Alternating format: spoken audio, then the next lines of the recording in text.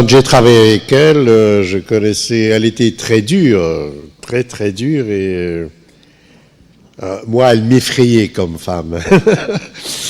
Un jour, je raconte toujours cette anecdote quand on était en répétition, et puis maladroitement comme ça, je lui dis, mais Ariane, je pense. Elle m'a dit, tu penses? C'est moi qui pense. J'ai tout de suite compris que... Parce qu'elle était très directive, et c'était vraiment ce collectif. Le collectif qu'on avait déjà, nous, au Théâtre National Algérien, à sa création. C'est parce que déjà, à la création du Théâtre National, c'était la première nationalisation en Algérie, c'est le premier concept national, c'était le théâtre. Et on ne nous appelait pas les artistes de la scène, on nous appelait les ouvriers de la scène. Moi, ce qui m'a toujours embêté, parce que j'étais un petit peu de tempérament, il faut l'avouer, un petit bourgeois. Donc moi, tout ça, le collectif et tout ça... Mais il fallait...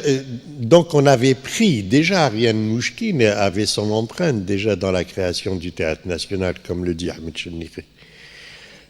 Chez Alloula aussi, la création collective. Mais dans la création collective, il y a toujours une tricherie, il y a toujours quelqu'un qui supplante les autres et dont le point de vue prime sur les autres. On est collectif, mais il y a toujours quelqu'un qui prime. Donc il ne faut pas se mentir.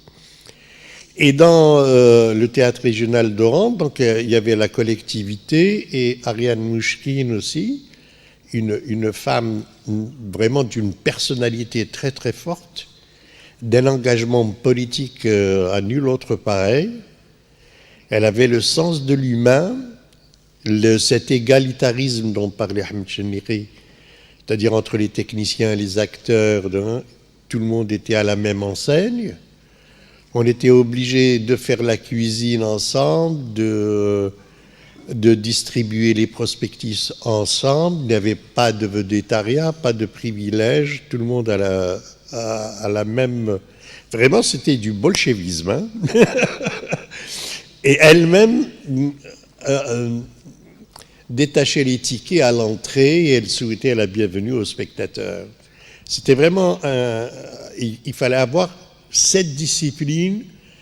Et c'est vrai, il y a des tempéraments qui acceptent la discipline, il y a des tempéraments qui n'aiment pas. La discipline m'a toujours horripilé parce que j'ai toujours cette nature un peu rebelle. Je n'aime pas être encadré, assujetti à une discipline très forte. Ça m'a fait fuir. C'est comme ça que je ne suis pas resté très longtemps. Après la pièce de Tartuffe, je suis parti. Voilà à peu près ce que je peux dire. Merci. Merci, Sid Ahmed. Donc, on ouvre le débat avec... oui, Ahmed. Nous, qui est l'écrivaine, et c'est très bien maintenant on dit l'écrivaine, c'est très bien, l'écrivaine en chef du Théâtre du Soleil, elle s'appelle Hélène Sixou, qui est de chez nous, donc qui écrit des textes extraordinaires. C'est elle qui écrit un petit peu tous les textes d'Ariane Mouchkine aujourd'hui, depuis plus d'une vingtaine d'années. Donc la parole est à la salle, on fait circuler le micro.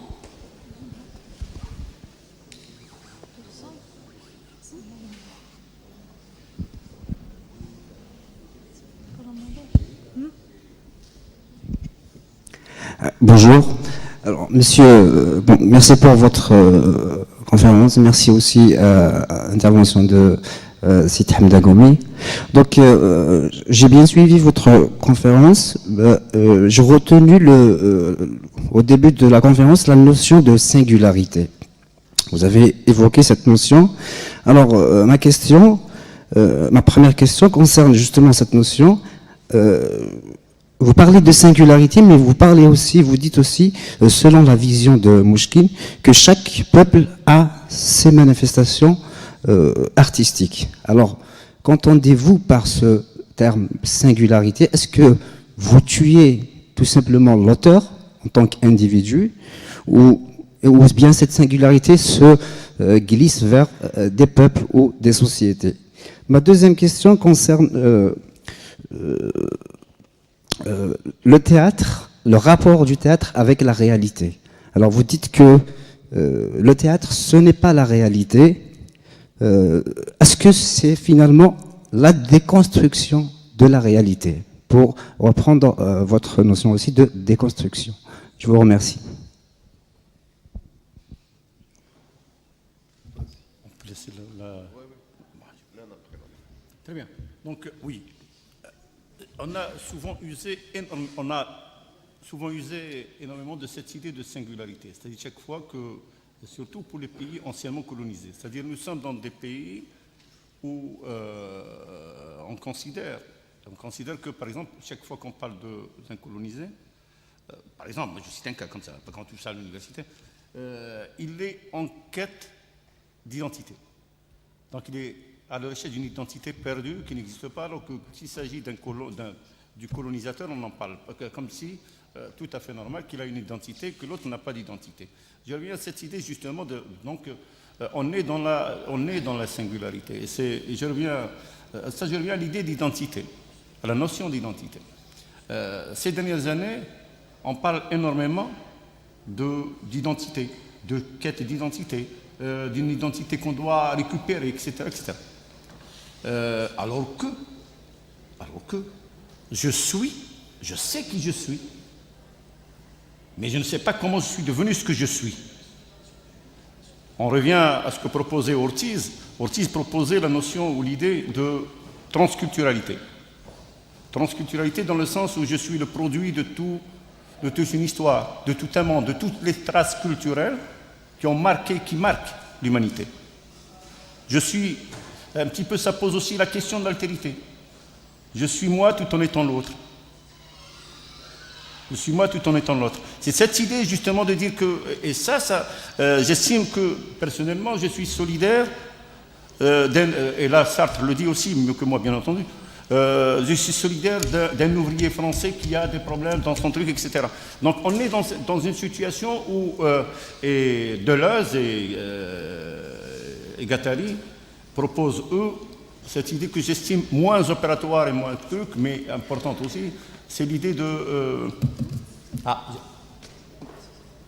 elle était là, c'est perdu, allez. Donc, je ne crois pas. Je ne dis pas qu'il n'y a pas une petite différence entre les uns et les autres. Mais je dis que il y a toujours rhizome. Il parle de rhizome. C'est une sorte d'arborescence, un peu truc, etc. Il n'y a pas de milieu. Il n'y a pas de milieu, il n'y a pas de centre. Il n'y a pas de sens, si vous voulez. Et l'idée, parce que tout se fait, tout est construction. Je construis l'idée que l'autre est différent de moi. Qu'il est étranger. Quand les Grecs parlaient d'hypertrophie du moi, c'est-à-dire que toutes les cultures autres que la culture grecque, sont sauvages et barbares. C'est à partir du regard que moi je construis de l'autre. C'est moi qui veux singulariser l'autre et devient singulier, différent de moi, devient étrange et étranger.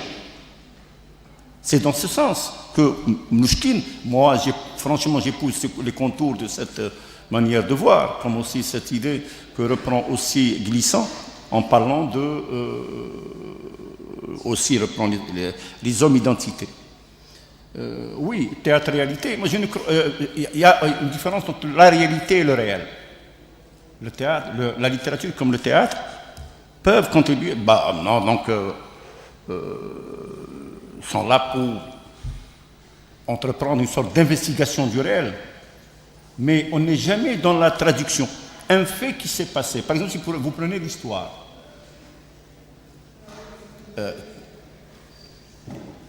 Vous prenez le 1er novembre 54. Le 1er novembre 54 ne se reproduira jamais. C'est le regard que moi je porte sur tel ou tel événement. Il y a l'événement dans l'absolu. Il y a l'histoire, si vous voulez, avec un grand H, qui est celle des historiens, qui aussi donne une lecture qui est marquée par la subjectivité. de tels faits. Et aussi l'histoire des écrivains qui peut prendre, donc à la limite, comme la mémoire. Donc nous sommes dans des... D'ailleurs, quand nous écrivons, il y a quelqu'un qui a écrit un texte fabuleux qui s'appelle Les mots, c'est Jean-Paul Sartre. Les mots ne sont jamais justes. Les mots sont quelque part mensongers. Et la littérature, ou le théâtre, quand nous usons, surtout le théâtre ou le cinéma, nous usons des mots et aussi d'autres techniques, d'autres outils techniques. Par exemple, le théâtre fonctionne comme une machine cybernétique. Tout s'imbrique, tout s'interpénètre. Mais la construction du sens, c'est moi, en dernière instance, lecteur, récepteur, qui construit le sens, à partir bien sûr du moment, c'est-à-dire on ne peut pas, le sens, il naît à partir du regard que moi je porte sur le monde.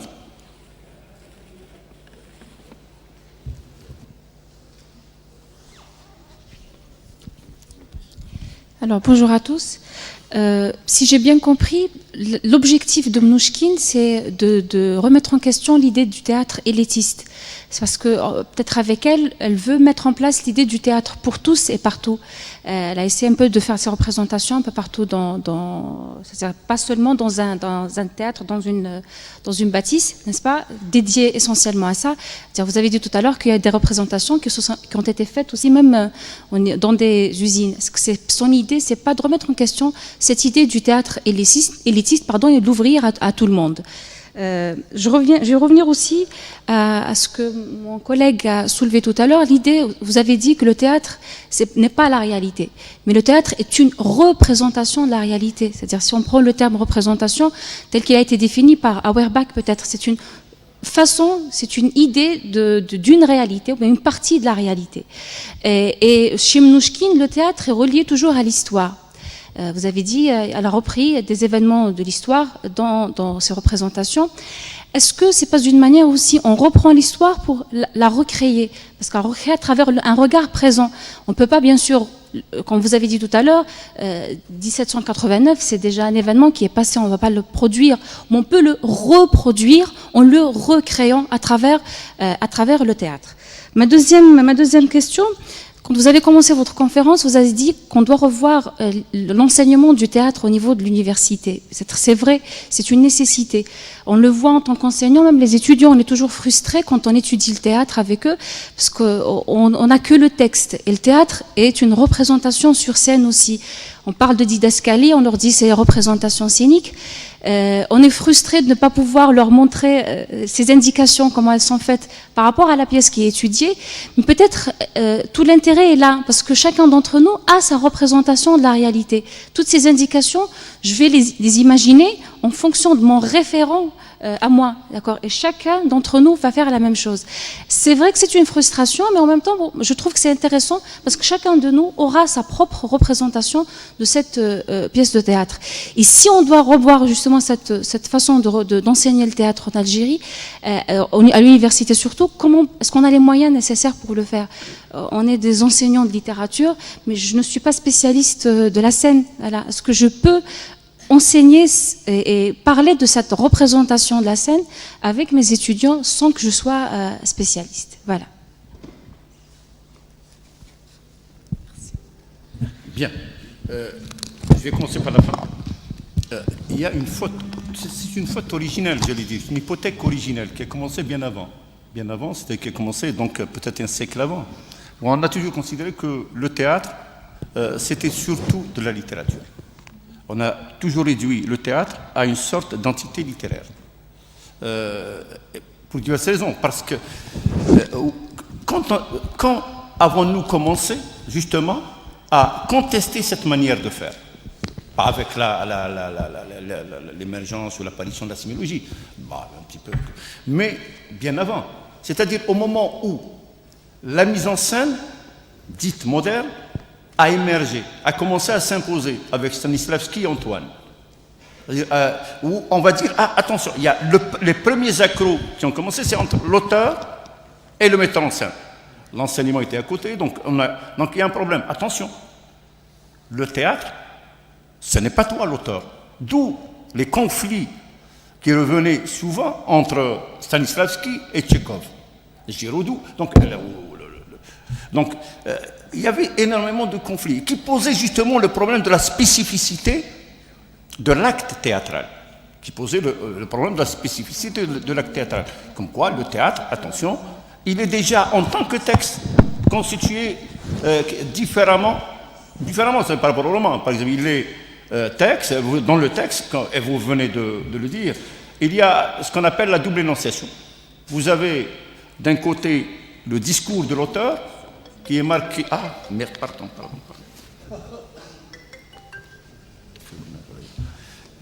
Qui est marqué par donc, la présence de deux entités. Donc, ce que vous avez dit, la didascalie ou le discours de l'auteur, didascalie, et aussi le discours des personnages. Deux mondes, deux univers. Les trous, dans le roman, il n'y a pas de trous. Et d'ailleurs, c'est pour cette raison que je me suis toujours posé des questions quand il y a des thèses où on parle de théâtralisation du roman, etc. Théâtraliser, c'est autre chose, le théâtre, c'est autre chose, le roman est autre chose. Donc, déjà, dans son fonctionnement, il est différent, comme texte dramatique.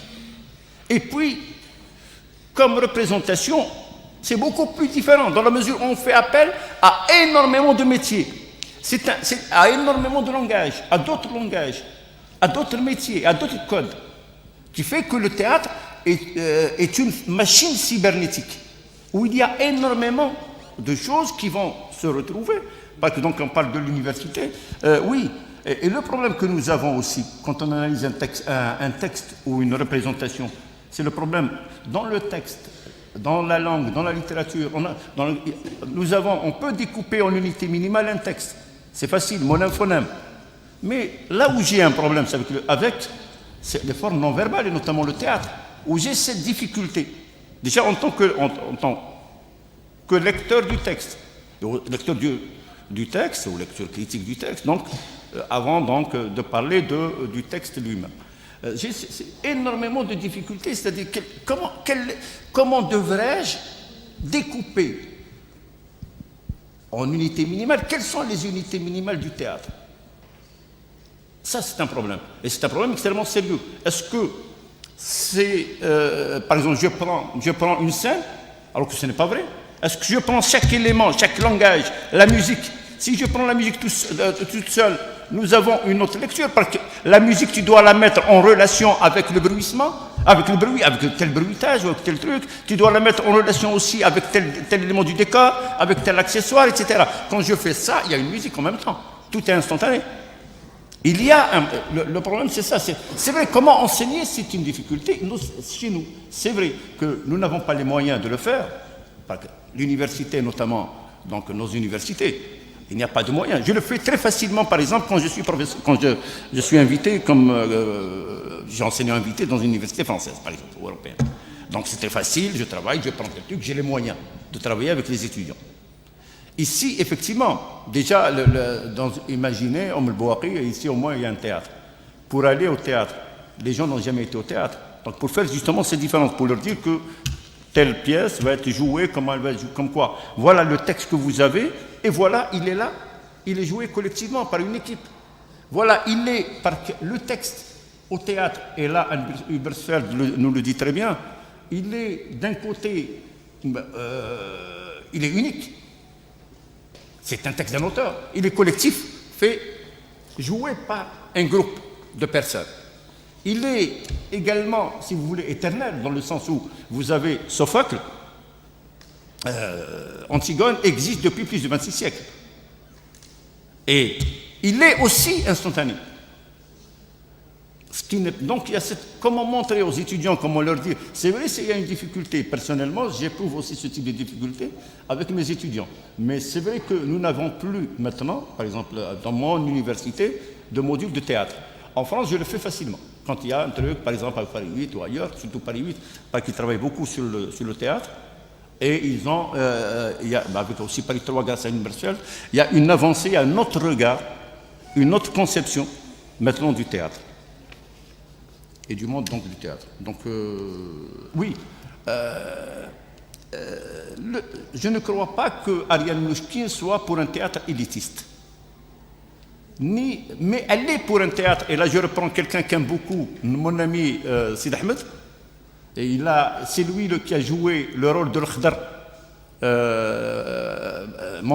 mise en scène par Jean-Marie Serroux en 1958, 59. Jean-Marie Serroux, c'est Antoine Vitesse. Il parle de culture élitaire.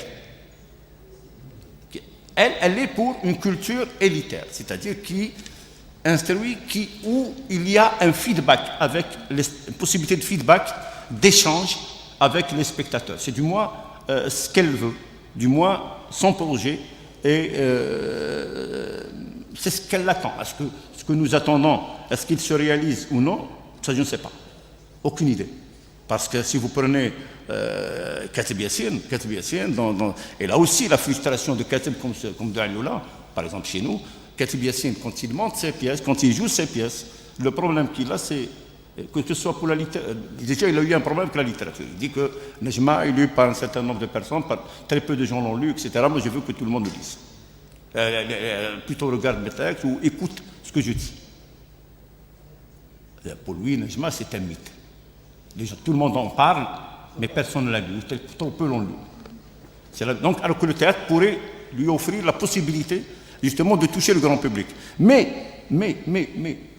le problème qu'il a, c'est qu'il s'est rendu compte par la suite, y compris à Alioula, que le public qui vient voir ses pièces est un public, pour le reprendre, petit bourgeois.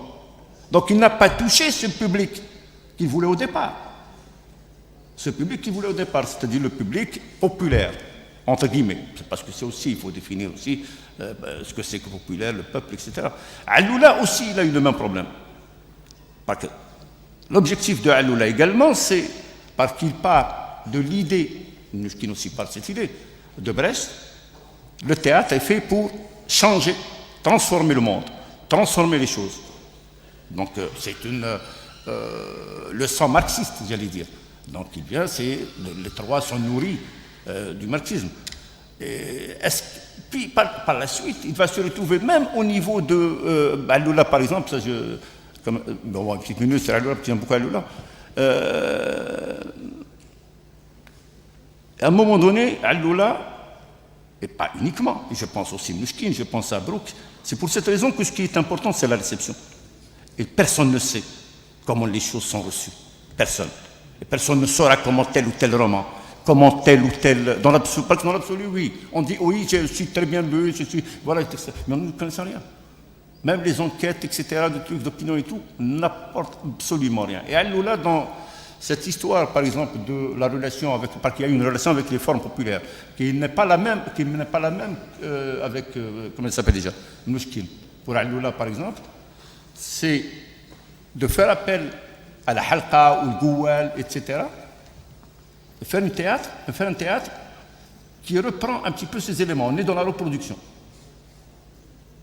On est dans la mimésis telle que Auerbach l'a définie. On est ici. Mais là, il y a un problème. Est-ce que, quand vous reprenez, quand Alioula reprend le goual, quand Alioula reprend Taïb Siddiqui reprend le Bsat, à un moment donné, Taïb Siddiqui va rompre avec ça.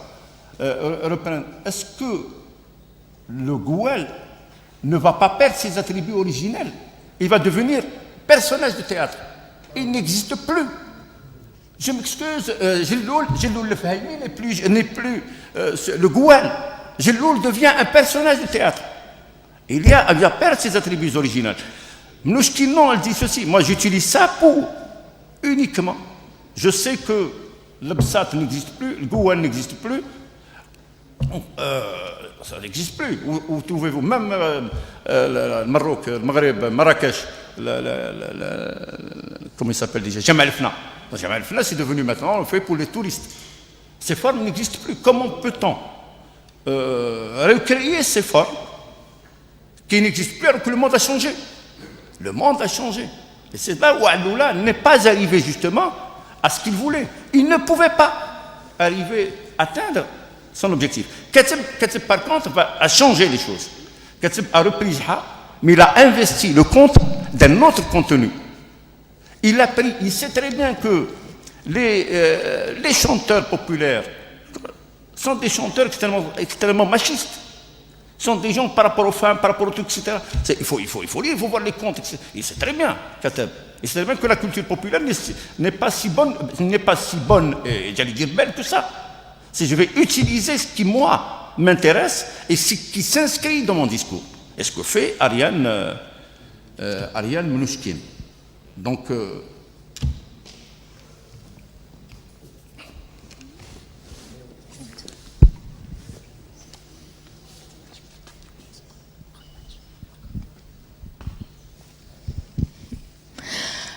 bonjour Monsieur Chineri, c'est toujours un plaisir de venir vous écouter parler du théâtre de manière générale. Alors, j'ai une petite question à vous poser.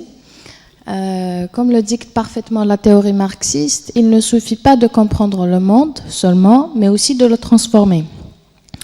Mnouchkine et tout comme Kateb Yassine ont participé à la construction d'un théâtre populaire, d'un théâtre de combat qui traite des questions d'actualité dans leurs sociétés respectives. Si je vous dis maintenant, il ne suffit pas de comprendre uniquement le théâtre, mais également de le transformer. Vous avez dit l'autre jour, il y a une semaine ou deux, lors de votre intervention au Café littéraire de Bjaya, qu'en Algérie, aujourd'hui, on ne produit plus des pièces de qualité. Y a-t-il une transformation possible du théâtre pour aller vers cette qualité tant recherchée, vers, on va dire, je ne sais pas, peut-être une reconstruction du théâtre de Kateb Yassine?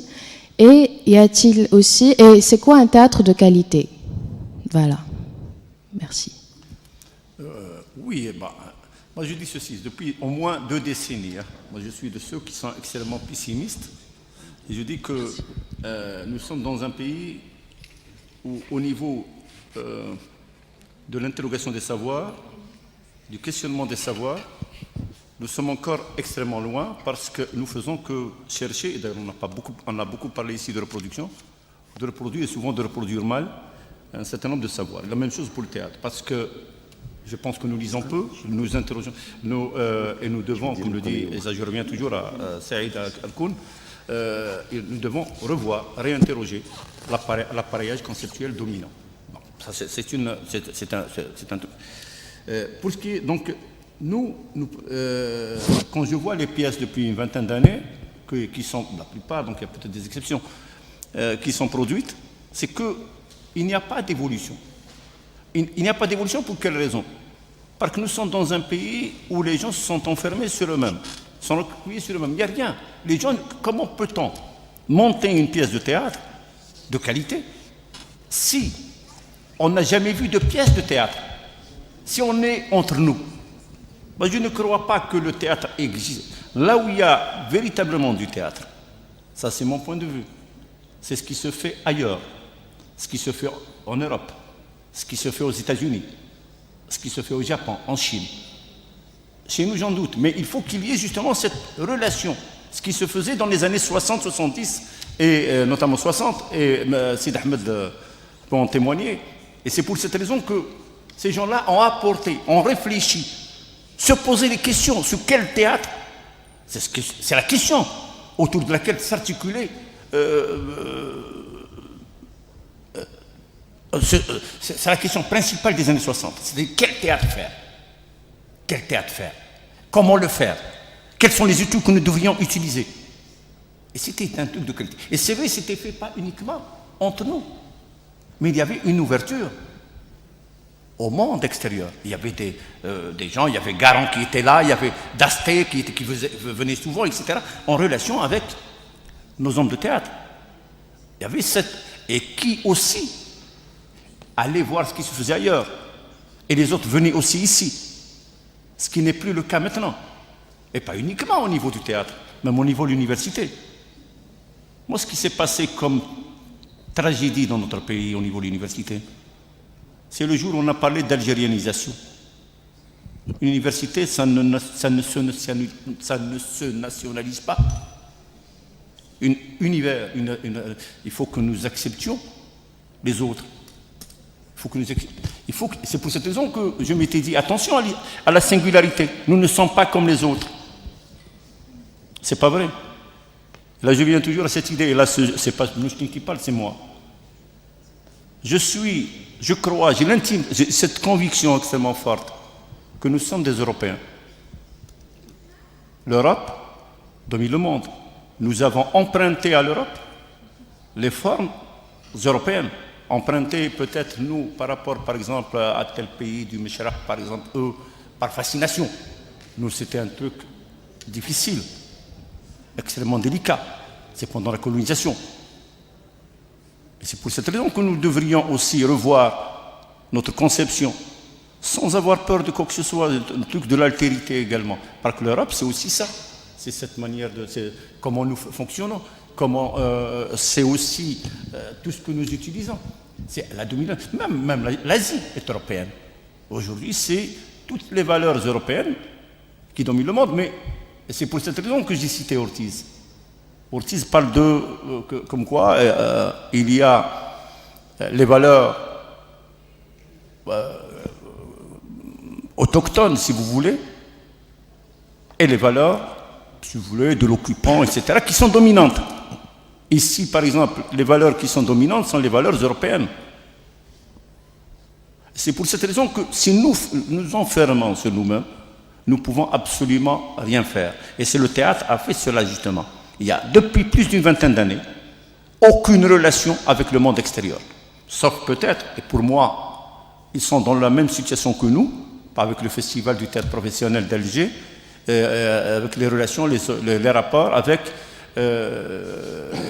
des pays ou des troupes qui étaient moins lotis que nous. Je pense aux troupes des pays arabes. Aujourd'hui, pour changer les choses, je pense qu'il faudrait que nous pensions à tisser des liens, comme nous le faisions avant, avec notamment les théâtres européens. Tout simplement. Ça, c'est ma lecture un petit peu de la crise que nous vivons. Bien entendu, il y a l'obsolescence des structures théâtrales telles qu'elles fonctionnent, de l'organisation du théâtre, l'obsolescence aussi, notre regard du monde, la décentralisation que nous n'avons pas mis réellement en forme, en œuvre. Alors qu'en France, ça a commencé dans les années 40 et ça continue toujours. Et partout, pas uniquement au théâtre. À l'université, vous connaissez l'histoire du master. Alors que l'élément central d'un bon gouvernement ou d'une manière de gouverner positive, c'est d'ouvrir le monde, de décentralisation, de décentraliser, toutes les structures, ce qui n'est pas le cas malheureusement chez nous. Et nous vivons aujourd'hui une situation extrêmement grave parce qu'on a voulu revenir, et pas uniquement à l'université, mais donc au théâtre, à l'université, etc. Il faut arrêter, il faut quand même mettre en œuvre une véritable décentralisation.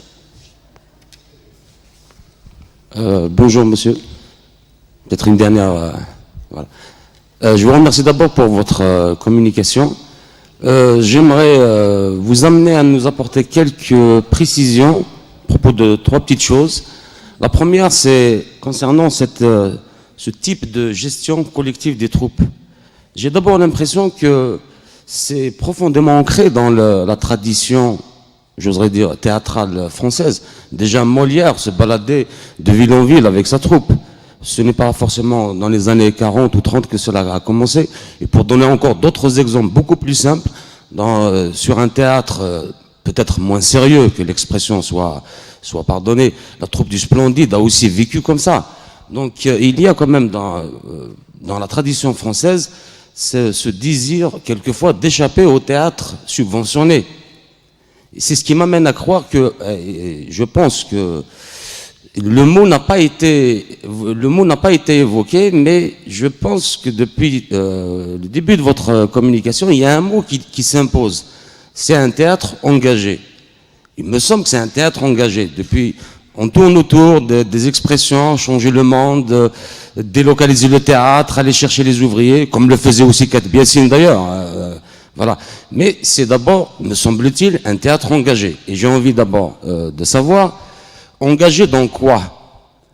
Où est-ce que vous placez le théâtre de Mnouchkine entre un Sartre, entre un Brecht, dans le nouveau théâtre, entre un Beckett, et éventuellement même Camus? On pourrait donc donner encore plein d'autres exemples, mais où est-ce que vous placez ce théâtre?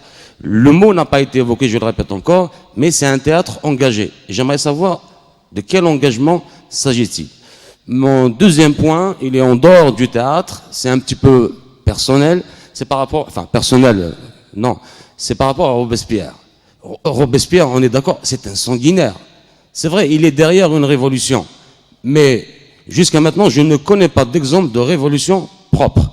Et Robespierre a été clairement un sanguinaire. Et il a guillotiné des milliers d'individus, entre autres la pauvre reine Marie-Antoinette, et il a provoqué la mort de ses enfants. Et je ne parle même pas du massacre de Vendée, des Vendées plutôt. C'est un véritable révolution, c'est un véritable sanguinaire. Il est derrière une révolution, mais c'est aussi un sanguinaire. Et j'aimerais savoir qu'est-ce qu'il y a lieu de défendre, parce qu'apparemment Mnouchkine a défendu Robespierre. Qu'est-ce qu'il y a lieu de défendre chez Robespierre? Merci beaucoup.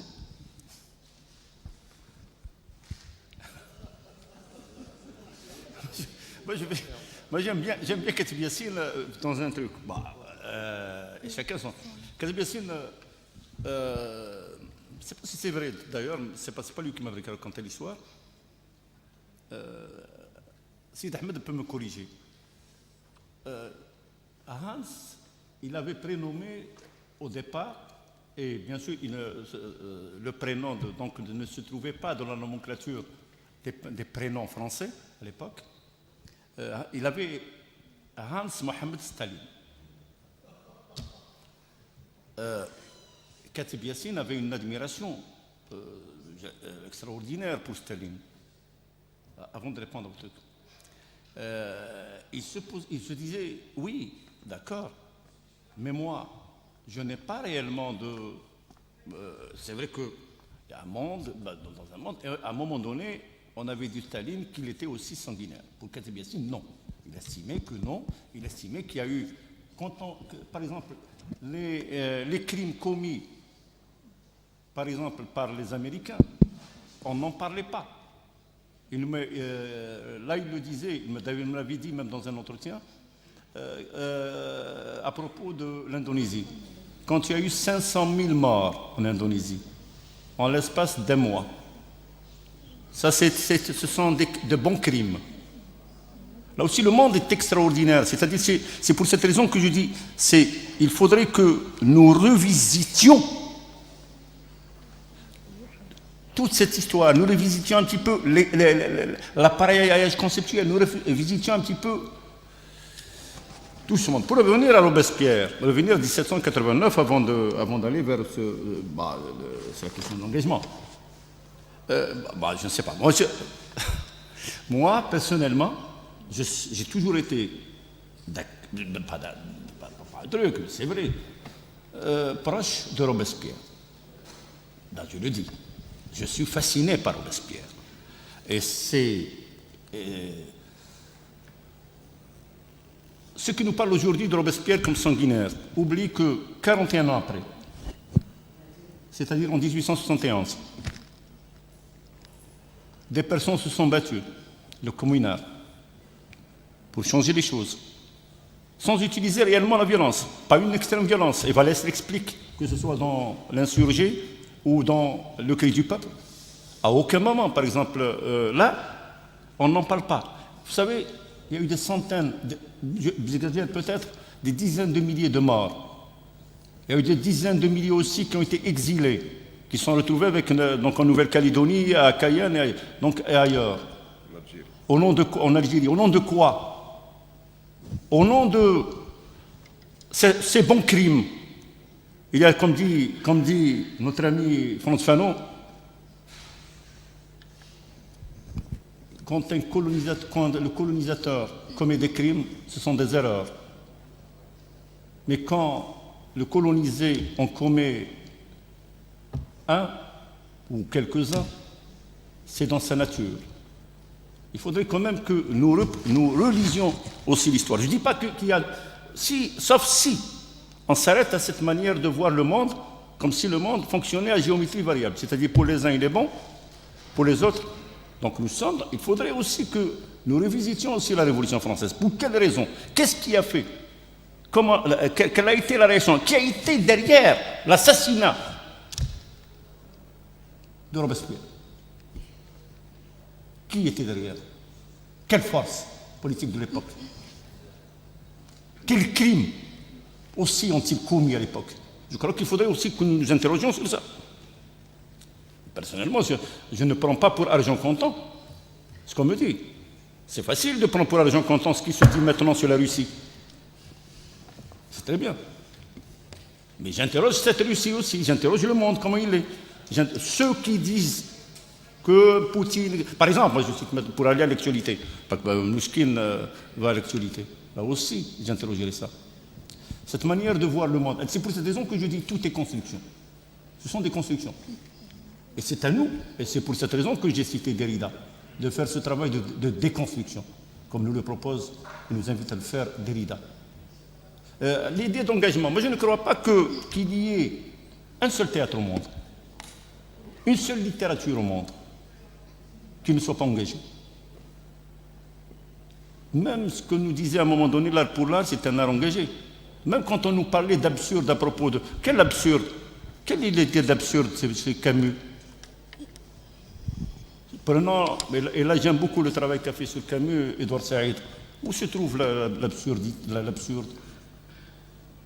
Parce que Meursault sait ce qu'il fait. On a l'impression qu'il ne sait pas, c'est ce qu'il nous dit dans le texte.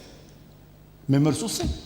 Mais dans tout le texte, il faut contextualiser le texte. Moi je ne suis pas de ceux...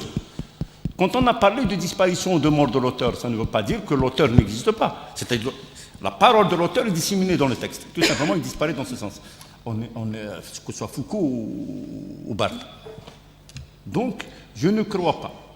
Donc, il y a toujours cette idée d'engagement, quelle que soit la structure artistique ou littéraire. Nous sommes toujours dans un truc parce que je n'écris pas à partir du néant. Je ne crée pas, d'ailleurs il n'y a pas de création, ça n'existe pas la création. La création est une fumisterie. Il y a la production. Et d'ailleurs, je pense que vous faites littérature, il y a un très beau texte de Macheri, très ancien, qui cite tout simplement, d'ailleurs moi je ne crois pas à la théorie dans les sciences sociales et trucs, et je ne crois pas également à l'idée de création. Pour une théorie de la production littéraire. Est-ce qu'on y est arrivé?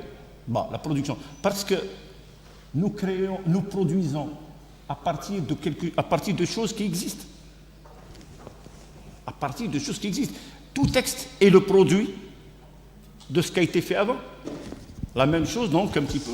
C'est pour cette raison que je dis toujours, il faudrait quand même que, et Mnouchkine le dit, Brecht également. C'est vrai l'idée de transformer le monde chez Brecht ou chez... quand Brecht vient, qu'est-ce qu'il fait? La proposition de Brecht, et c'est quelqu'un justement qui a mis en scène, et pour quelle raison? Brecht justement, on a empêché Brecht d'entrer en France. C'est pas pour rien. Parce qu'il y avait un théâtre engagé avant, mais considéré comme désengagé.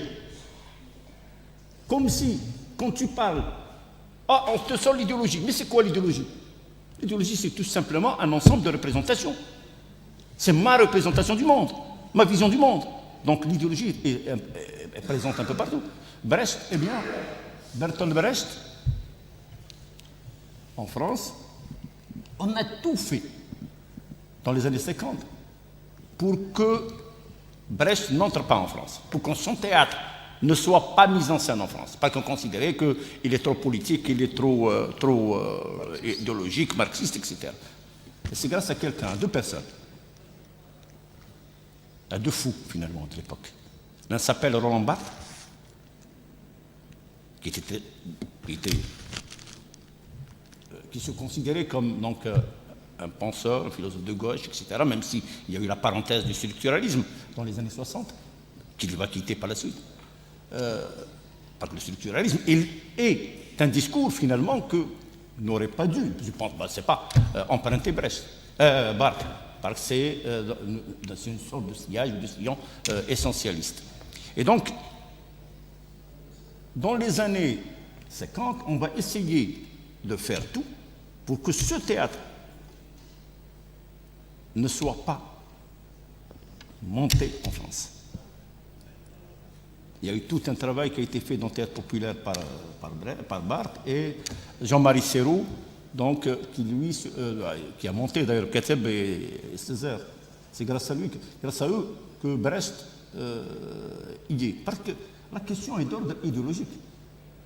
Parce qu'il y a, avant Brest, s'est battu contre un théâtre engagé autrement, c'est-à-dire contre la possibilité de changer le monde. Lui, il va venir pour dire que, oui, moi je m'excuse, rien n'est naturel. Tout peut et doit se transformer. Nous devons changer les choses. Et le fait de dire les choses sont ainsi faites que ceux qui dirigent le monde ne changent pas, c'est comme ça que Brest s'était battu. Est-ce que ce n'est pas un engagement? On est dans une, comme dit Saïd, un choc de l'ignorance. Ici, c'est le choc des engagements. Avec Barthes, avec Brecht et le théâtre naturaliste contre lequel il s'était battu. Et peut-être que nous sommes jusqu'à présent dans ce combat justement au niveau du théâtre. Bien sûr, il y a la dimension spectaculaire pour le théâtre. C'est ça le plus important. Parce que le théâtre de Mnouchkine, selon moi, est beau, même si le mot beau est extrêmement subjectif. Est beau, de Brest, d'ailleurs. Et aujourd'hui, le fait de dire, est-ce que ce n'est pas aussi une certaine manière, un certain engagement aussi, le fait de dire qu'il n'y a...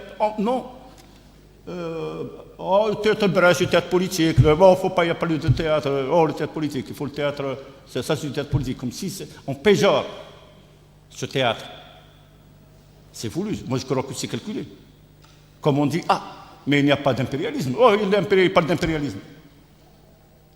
Là aussi, il faut que nous redéfinissions, nous travaillons justement sur les questions d'ordre épistémologique. Nous définissions les termes que nous utilisons. Et nous devrions le faire. Et nous ne devrions pas accepter justement, et justement c'est ce que faisait, et dans les années 60, peut-être que nous n'avons pas, c'est la nostalgie, ce qui se faisait dans les années 60-70, avec des gens comme Derrida, comme Deleuze, comme Foucault, etc., comme Barthes, etc., qui posaient justement ces questions, et les questions d'ordre épistémologique. Tusser également. Donc la question d'engagement, moi tout ce qui se dit, tout ce qui se fait aujourd'hui, nous devrions l'interroger. Il n'y a pas d'évidence. C'est pas moi qui l'ai dit. Dans le truc de méthodo, dans le cours qu'on nous donne, qu'on nous a donné, moi j'ai eu comme professeur à l'époque Robert Joigny, il n'y a pas d'évidence. Tout est interrogé. Selon moi. Merci. Donc, deux choses avant de conclure. Un, pour dire que tous les soirs au TRB, à partir de 19h, donc, il y a une pièce de théâtre des 8 pays invités au 9e festival. Et deux, demain, on reçoit une conférencière qui nous vient de France, c'est la professeure Chiara Montiniti, qui vient nous parler de l'usage des langues étrangères. Donc, c'est un sujet qui concerne directement l'Algérie et on voudrait qu'on soit un peu plus présents et plus nombreux pour l'accueillir demain matin à 10h. Je vous remercie et bon appétit pour le déjeuner.